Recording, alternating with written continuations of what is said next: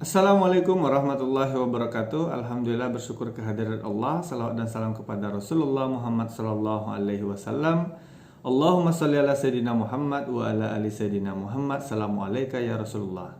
Alhamdulillah, segala puji hanya milik Allah yang kita sadari dengan sesadar-sadarnya dalam keimanan di hati. Atas rahmat dan hidayahnya kita kembali dipertemukan pada pembahasan hari ini, yaitu tentang hukum adat. Teman-teman yang saya muliakan, yang saya banggakan, pada pertemuan ini kita akan membahas dalam beberapa sesi tentang hukum adat. Nah, istilah hukum adat ini ya, kita mulai dengan istilah adat. Itu berasal dari bahasa Arab ya, yang apabila diterjemahkan ke dalam bahasa Indonesia berarti sebuah kebiasaan. Adat atau kebiasaan dapat diartikan sebagai tingkah laku seseorang yang terus-menerus dilakukan dengan cara-cara tertentu dan diikuti oleh masyarakat luas dalam waktu yang lama. Nah, jadi unsur terciptanya adat itu ada 4 poin. Yang pertama adalah adanya tingkah laku seseorang, ya, tingkah laku seseorang. Yang kedua, dilakukannya secara terus-menerus berkelanjutan. Yang ketiga, adanya dimensi waktu. Yang keempat, diikuti oleh orang lain atau masyarakat. Nah, kalau kita berbicara tentang pengertian adat istiadat, tentu kita berbicara tentang sikap. Kita berbicara tentang kelakuan seseorang yang pada pokoknya diikuti oleh orang lain dalam waktu yang cukup lama. Nah, ini menunjukkan begitu luasnya pengertian adat istiadat. Oleh karenanya, tiap-tiap masyarakat atau tiap-tiap bangsa dalam suatu negara memiliki adat istiadatnya masing-masing. Dan satu sama yang lainnya itu pasti tidak akan sama. Lalu kemudian kita akan coba membahas sedikit tentang istilah hukum adat ya. Istilah hukum adat ini dikemukakan pertama sekali oleh Sneuk Granel dalam bukunya The Acehers ya, atau orang-orang Aceh, yang kemudian diikuti oleh Cornelis van Vollenhoven yang kemudian dikenal dengan Bapak Hukum Adat ya. Dalam bukunya Adat Recht van Nederland Indie, dengan dengan adanya istilah ini, maka pemerintahan kolonial Belanda pada tahun 1929 secara khusus ya mulai menggunakan istilah ini secara resmi dalam peraturan perundang-undangan Belanda.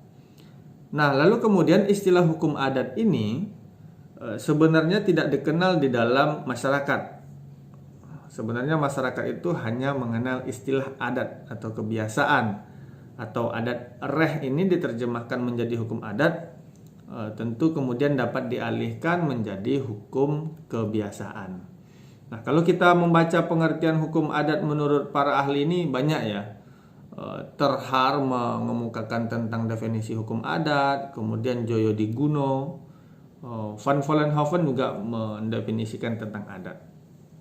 Van Vollenhoven mengatakan bahwa hukum adat adalah keseluruhan aturan tingkah laku masyarakat yang berlaku dan mempunyai sanksi dan belum dikodifikasikan. Jadi intinya memiliki sanksi. Sukanto juga mengatakan bahwa hukum adat adalah kompleks adat-adat pada umumnya yang tidak dikitabkan, tidak dikodifikasikan, dan bersifat paksaan, mempunyai sanksi, ya, tentu saja memiliki akibat hukumnya. Supomo juga mengemukakan tentang hukum adat adalah hukum tidak tertulis di dalam peraturan tidak tertulis, meliputi peraturan-peraturan hidup yang meskipun tidak ditetapkan oleh yang berwajib tetapi ditaati dan didukung oleh rakyat. Tentu saja berdasarkan atas keyakinan bahwasanya peraturan-peraturan tersebut memiliki kekuatan hukum. Oleh karenanya dalam konteks ini unsur-unsur hukum adat ya, dari batasan-batasan yang dikemukakan oleh para ahli tentang definisi-definisi hukum adat dapat dirangkum menjadi beberapa poin. Yang pertama adalah adanya tingkah laku yang terus-menerus yang dilakukan oleh masyarakat. Ya, itu jelas ya, tingkah laku yang dilakukan secara terus-menerus. Yang kedua, tingkah laku tersebut teratur dan sistematis ya, runut, sistematis, teratur. Lalu yang ketiga adalah tingkah laku tersebut mempunyai nilai sakral. Ini menjadi sesuatu hal yang memang sebenarnya sampai hari ini dijalankan oleh masyarakat ini, ya tentu nilai sakralnya itu. Lalu kemudian adanya keputusan kepala adat, adanya sanksi atau akibat hukum, kemudian dia bersifat tidak tertulis, lalu kemudian ditaati di tengah-tengah masyarakat. Sebenarnya dalam konteks teori, ya, Van der Berg mengemukakan teori yang dikenal dengan istilah receptio in complexu, yang menyatakan bahwa kalau suatu masyarakat itu memeluk agama tertentu, maka hukum adat masyarakat yang bersangkutan adalah hukum agama yang dipeluknya itu. Nah, tentu banyak ya para ahli, para ilmuwan menanggapi tentang teori ini. Nah, hampir semua sarjana, para ahli, ilmuwan memberikan tanggapan dan kritikan tentang teori ini. Termasuk salah satunya adalah Sneijder. Ia menentang dengan keras terhadap teori tadi itu, lalu mengatakan bahwa tidak semua hukum agama itu dapat diterima dalam konsep hukum adat. Nah, teori receptio in complexu ini sebenarnya bertentangan dengan kenyataan di tengah-tengah masyarakat, katanya nih ya, karena hukum adat terdiri atas hukum asli dengan ditambah dari ketentuan-ketentuan dari hukum agama. Ya, hal tersebut juga dikemukakan oleh Van Vollenhoven. Pendapat Terhar, dia mengatakan bahwa suatu adat akan menjadi hukum adat apabila ada keputusan dari kepala adat. Dan apabila tidak ada keputusan, maka itu tetap merupakan tingkah laku adat.